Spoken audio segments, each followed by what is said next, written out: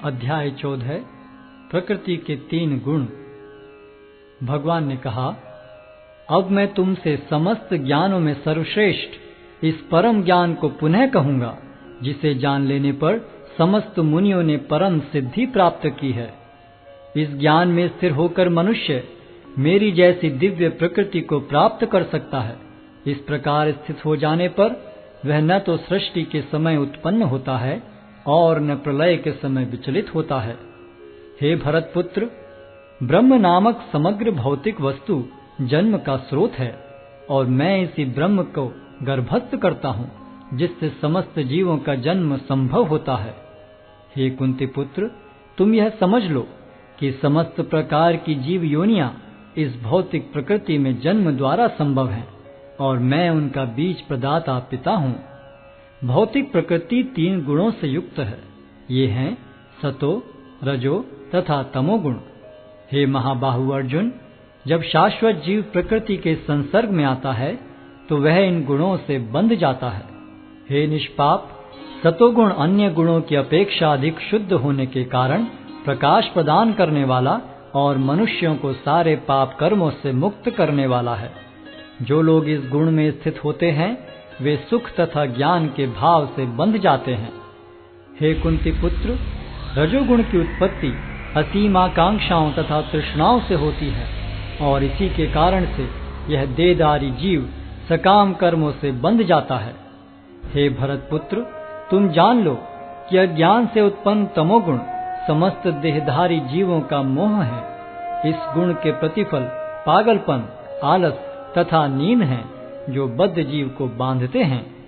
हे भरत पुत्र, सतोगुण मनुष्य को सुख से बांधता है, रजोगुण सकाम कर्म से बांधता है और तमोगुण मनुष्य के ज्ञान को ढककर उसे पागलपन से बांधता है।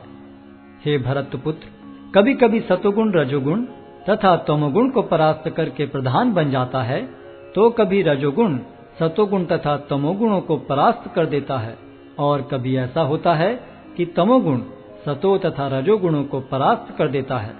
इस प्रकार श्रेष्ठता के लिए निरंतर स्पर्धा चलती रहती है। सतोगुण की अभिव्यक्ति को तभी अनुभव किया जा सकता है जब शरीर के सारे द्वार ज्ञान के प्रकाश से प्रकाशित होते हैं।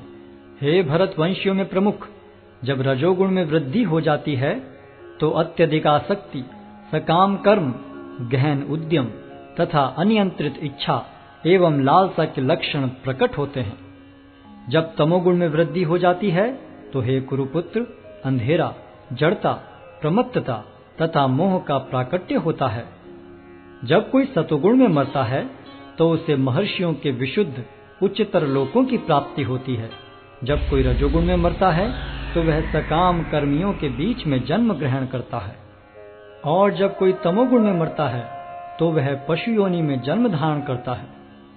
पुण्य कर्म का फल शुद्ध होता है और सात्विक कहलाता है, लेकिन रजोगुण में संपन्न कर्म का फल दुख होता है और तमोगुण में किए गए कर्म मूर्खता में प्रतिफलित होते हैं। सतोगुण से वास्तविक ज्ञान उत्पन्न होता है, रजोगुण से लोभ उत्पन्न होता है और तमोगुण से अज्ञान, प्रमाद और मोह उत्पन्न होते हैं। सतोगुणी व्यक्ति क्रमशः उच्च लोकों को ऊपर जाते हैं, रजोगुणी इसी पृथ्वीलोक में रह जाते हैं और जो अत्यंत गर्हित तमोगुण में स्थित हैं वे नीचे नरक लोकों को जाते हैं।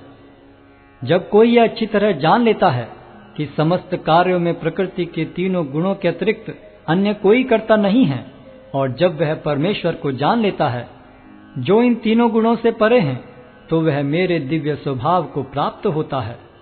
जब देहधारी जीव भौतिक शरीर से संबद्ध इन 3 गुणों को लांघने में समर्थ होता है तो वह जन्म, मृत्यु, बुढ़ापा तथा उनके कष्टों से मुक्त हो सकता है और इसी जीवन में अमृत का भोग कर सकता है।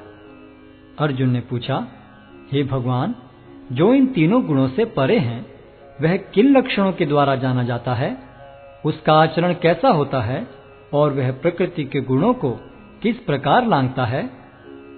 भगवान ने कहा, हे पांडुपुत्र, जो प्रकाश, आसक्ति तथा मोह के उपस्थित होने पर न तो उनसे घृणा करता है और न लुप्त हो जाने पर उनकी इच्छा करता है, जो भौतिक गुणों की इन समस्त प्रतिक्रियाओं से निश्चल तथा विचलित रहता है और यह जानकर कि केवल गुण ही क्रियाशील हैं, उदासीन तथा दिव्य बना रहता है, जो अपने आप में स्थित है और सुख तथा दुख को एक समान मानता है, जो मिट्टी के ढेले, पत्थर एवं स्वर्ण के टुकड़े को समान दृष्टि से देखता है, जो अनुकूल तथा प्रतिकूल के प्रति समान बना रहता है, जो धीर है और प्रशंसा तथा बुराई, मान तथा अपमान में समान भाव से रहता है, जो शत्रु तथा मित्र के साथ समान व्यवहार करता है और जिसने सारे भौतिक कार्यों का परित्याग कर दिया है, ऐसे व्यक्ति को प्रकृति के गुणों से अतीत कहते हैं।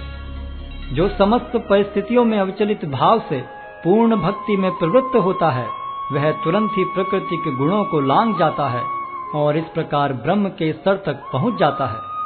और मैं ही उस निराकार ब्रह्म का आश्रय हूँ, जो अमर्त्य, अविनाशी तथा शाश्वत है और चरम सुख का स्वाभाविक पद है।